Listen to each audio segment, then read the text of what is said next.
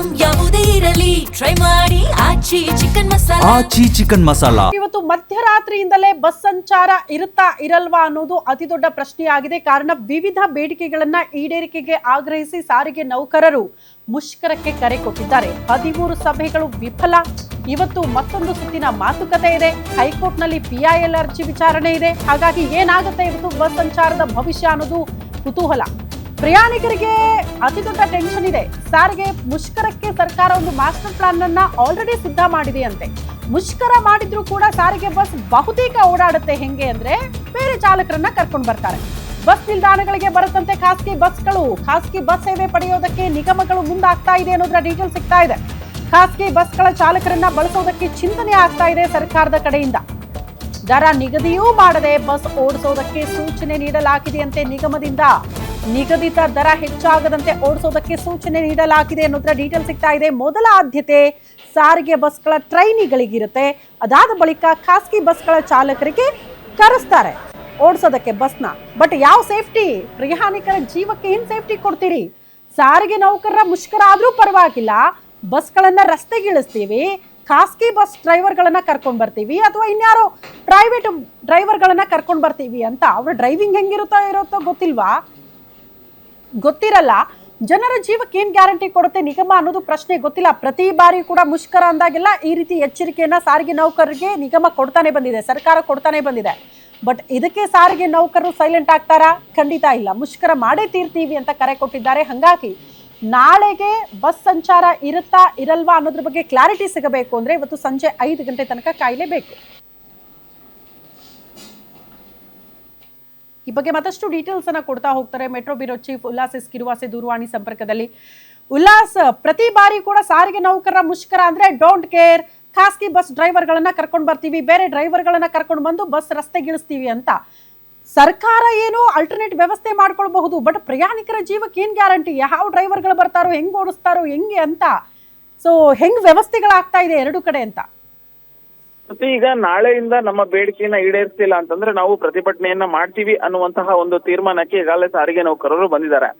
ಪ್ರಮುಖವಾಗಿ ಅವರ 2 ಬೇಡಿಕೆ, ಒಂದು 38 ತಿಂಗಳ ಹಿಂಬಾಕಿ ವೇತನ, ಮತ್ತೆ ಜನವರಿ 1, 2024ರಿಂದ ವೇತನ ಪರಿಷ್ಕರಣೆ ಅದು 25% ಆಗ್ಬೇಕು ಅಂತ ಹೇಳಿ. ಆದ್ರೆ ಇದಕ್ಕೆ ಸರ್ಕಾರ ಒಪ್ತಾ ಇಲ್ಲ.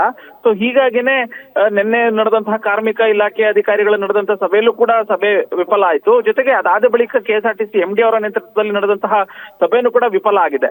ಇದ್ರ ಬೆನ್ನಲ್ಲೇ ಪ್ರಯಾಣಿಕರಿಗೆ ಯಾವುದೇ ರೀತಿಯಾದಂತಹ ಒಂದು ಸಮಸ್ಯೆ ಆಗ್ಬಾರ್ದು ಅನ್ನುವಂತ ನಿಟ್ಟಿನಲ್ಲಿ ಸಾರಿಗೆ ಇಲಾಖೆ ಇದೀಗ ಖಾಸಗಿ ಬಸ್ಗಳನ್ನ, ಯಾಕಂತಂದ್ರೆ 2021ರಲ್ಲಿ ಪ್ರತಿಭಟನೆ ಆದಂತ ಸಂದರ್ಭದಲ್ಲಿ ಖಾಸಗಿ ಬಸ್ಗಳನ್ನ KSRTC ಮತ್ತೆ BMTC ಯಾವ ರೀತಿಯಾದಂತಹ ಒಂದು ದರವನ್ನ ಕೊಡುತ್ತೆ ಅದೇ ಒಂದು ದರದಲ್ಲಿ ಓಡಿಸುವಂತ ಕೆಲಸಕ್ಕೆ ಸಾರಿಗೆ ಇಲಾಖೆ ಮುಂದಾಗಿತ್ತು. ಸೊ ಈ ಬಾರಿನೂ ಕೂಡ ಪ್ರತಿಭಟನೆ ಮುಂದುವರೆದಿದ್ದೇ ಆದ್ರೆ ಬಸ್ಗಳು ರೋಡಿಗೆ ಇಳಿಲಿಲ್ಲ ಅಂತಂದ್ರೆ ಆ ರೀತಿಯಾದಂತಹ ಒಂದು ತೀರ್ಮಾನಕ್ಕೆ ಒಂದು ಪ್ಲಾನ್ ಅನ್ನ, ಪರ್ಯಾಯವಾದಂತಹ ಒಂದು ಪ್ಲಾನ್ ಅನ್ನ ಮಾಡ್ಕೊಂಡಿದೆ. ಇಲ್ಲಿ ಆತಂಕ ಏನು ಅಂತಂದ್ರೆ ಸ್ವತಃ ಮೂಲಗಳ ಪ್ರಕಾರ ಹೇಳ್ತಾ ಇರುವಂತದ್ದು ಟ್ರೈನಿ ಡ್ರೈವರ್ಗಳು ನಮ್ಮ ಜೊತೆಗೆ ನಮ್ಮ ಇಲಾಖೆಯಲ್ಲಿ ಇದ್ದಾರೆ. ಅಂದ್ರೆ ಸಾರಿಗೆ ಇಲಾಖೆಯ 4 ನಿಗಮಗಳಲ್ಲಿ ಟ್ರೈನಿಂಗ್ ಅಂತ ಹೇಳ್ಬಿಟ್ಟು ಒಂದಷ್ಟು ಸಿಬ್ಬಂದಿಗಳಿಗೆ ಈಗ ಟ್ರೈನಿಂಗ್ ಅನ್ನ ಕೊಡುವ ಕೆಲಸ ಮಾಡ್ತಾ ಇದೆ.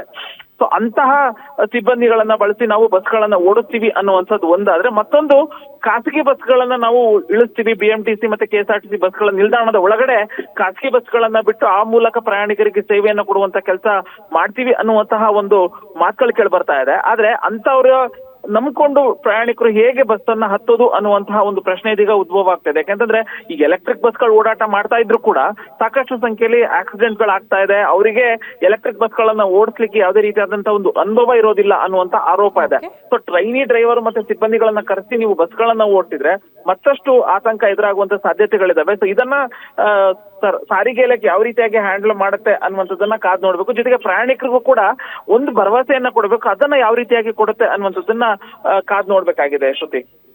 ಓಕೆ ಉಲ್ಲಾಸ್, ಧನ್ಯವಾದಗಳು ತಮ್ಮೆಲ್ಲ ಮಾಹಿತಿಗೆ.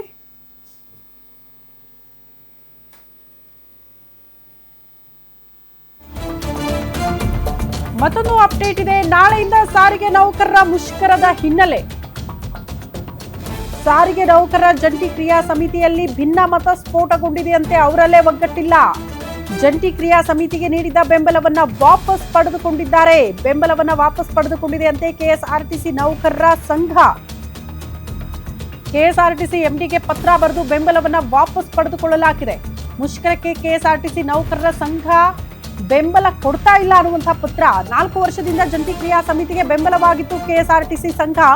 ಮುಷ್ಕರಕ್ಕೆ ಕರೆ ನೀಡಿದ ಬಳಿಕ ಜಂಟಿ ಕ್ರಿಯಾ ಸಮಿತಿಯಲ್ಲೇ ಭಿನ್ನಮತ ಸ್ಫೋಟ. ಯಾವುದೇ ಹೋರಾಟಗಳು ಮುಷ್ಕರಗಳು ಯಶಸ್ವಿ ಆಗ್ಬೇಕಂದ್ರೆ ಒಗ್ಗಟ್ಟಿರ್ಬೇಕಪ್ಪ. ಈಗ ಒಗ್ಗಟ್ಟೇ ಇಲ್ಲ ಅಂತ ಅಂದಾಗ ನಾಳಿನ ಮುಷ್ಕರ ಕೂಡ ಯಶಸ್ವಿ ಆಗೋದು ಡೌಟು. ಕೆಲವರು ಕೆಲ್ಸಕ್ಕೆ ಬರ್ತಾರೆ, ಕೆಲವರು ಬರ್ದೇ ಹೋಗ್ತಾರೆ. ಬರ್ದೇ ಇರೋರಿಗೆಲ್ಲ ಕ್ರಮ ಕೈಗೊಂಡ್ಬಿಡುತ್ತೆ. ಸೊ ಹಂಗಾಗಿ ಈಗ ಒಗ್ಗಟ್ಟಿಲ್ಲ ಅಂದ್ರೆ ಹೇಗೆ ನಾಳಿನ ಮುಷ್ಕರದ ವಿಚಾರಕ್ಕೆ ಸಂಬಂಧಪಟ್ಟಂತೆ ಅನ್ನೋದು ಪ್ರಶ್ನೆ ಇದೆ.